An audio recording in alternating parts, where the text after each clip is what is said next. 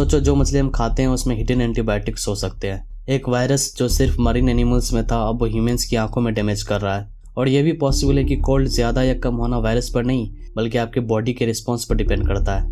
Welcome back to zoology world. आज है Sunday, आज हम बात करने वाले हैं बायोटेक्स पे, जहां हम कवर करते हैं पूरे वीक्स के latest discoveries and news related to zoology and biology. Without any further delay let's start the video.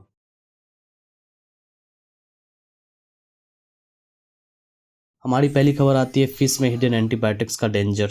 Scientist ने ब्राजील के पिरासिकाबा रिवर में एक सीरियस एनवायरमेंटल इशू डिस्कवर किया है। ह्यूमन एक्टिविटीज जैसे सेवेज डिस्चार्ज, फार्मिंग और aquaculture के through antibiotics river में एंटर कर रहे हैं। प्रॉब्लम यहाँ खत्म नहीं होती। ये एंटीबायोटिक्स सिर्फ पानी तक लिमिटेड नहीं रहते, ये सेडिमेंट्स में सेटल हो जाते हैं और फिश के बॉडी में एक्यूमुलेट होने लगते हैं। सबसे अलार्मिंग बात, फिश में क्लोरामफेनिकोल डिटेक्ट हुआ है जो एक बैंड एंटीबायोटिक्स है ड्यू टू इट्स टॉक्सिसिटी।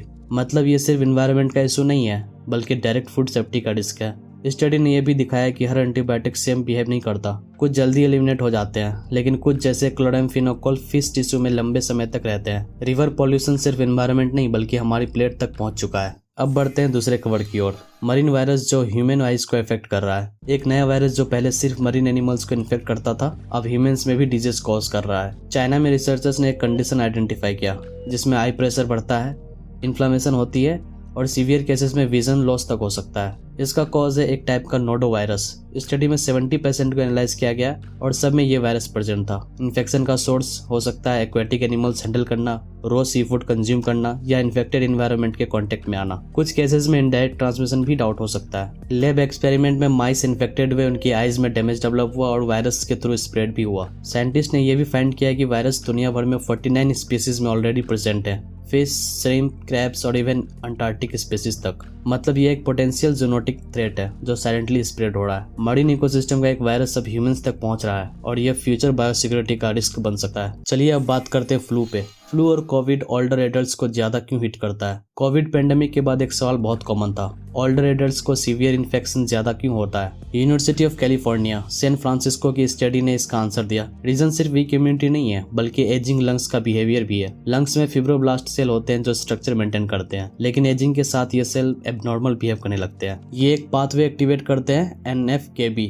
जो एक्सेसिव इन्फ्लामेशन ट्रिगर करता है। इसके बाद इम्यून सिस्टम को ओवर रिएक्ट कर देता है। इसका रिजल्ट ज्यादा इम्यून सेल आते हैं लेकिन इन्फेक्शन फाइट करने के बजाय डैमेज करते हैं। लंग्स में इन्फेक्शन क्लस्टर बन जाते हैं। रिसर्चर्स ने माइस पर एक्सपेरिमेंट किया। जब यंग माइस में ये पाथवे एक्टिवेट किया गया तो उनके लंग्स ओल्ड जैसा बिहेव करने लगे। इस कॉन्सेप्ट को कहते हैं इन्फ्लामेजिंग। मतलब एजिंग बॉडी ऑलरेडी एक लो लेवल का इन्फ्लामेशन स्टेट में होती है जो इन्फेक्शन को और डेंजरस बना देती है। ओल्डर एडल्ट्स में प्रॉब्लम वायरस नहीं बल्कि बॉडी का ओवर रिएक्शन होता है। अब आते हैं ह्यूमन हेल्थ की तरफ।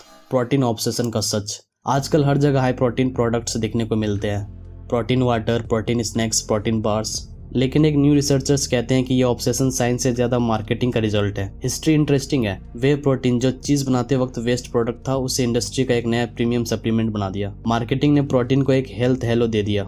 अब चाहे जंक फूड हो, अगर उस पर हाई प्रोटीन लिखा है तो हेल्दी लगने लगते हैं। कल्चरल लेवल पर भी प्रोटीन एक सिंबल बन गया है, फिटनेस, डिसिप्लिन, परफेक्ट बॉडी। लेकिन रियलिटी मोस्ट लोग ऑलरेडी रिक्वायर्ड अमाउंट से ज्यादा प्रोटीन कंज्यूम कर रहे हैं। एक्स्ट्रा प्रोटीन मसल्स नहीं बनाता, ये तो एनर्जी में कन्वर्ट होता है और ये बॉडी से निकल जाता है। प्रोटीन जरूरी है लेकिन ज्यादा प्रोटीन हेल्थ के लिए एक मिथ है। अब बात करते हैं आज की आखिरी खबर पे। कुछ लोगों को कोल्ड ज्यादा क्यों लगता है? एक ही वायरस लेकिन अलग अलग लोगों में अलग अलग इफेक्ट।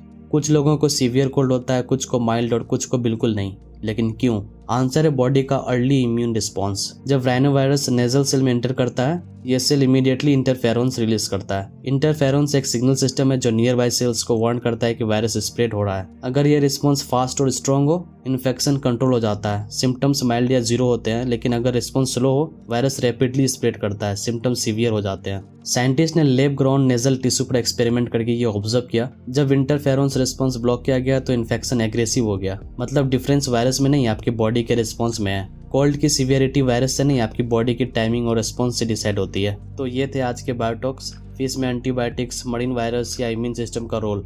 इनमें से कौन सी आपको सबसे ज्यादा इंटरेस्टिंग लगी कमेंट में जरूर बताएं। Thanks for watching, stay curious और मिलते हैं नेक्स्ट वीक बायोटॉक्स के न्यू एपिसोड के साथ। तब तक के लिए देखते रहिए जूलॉजी वर्ल्ड।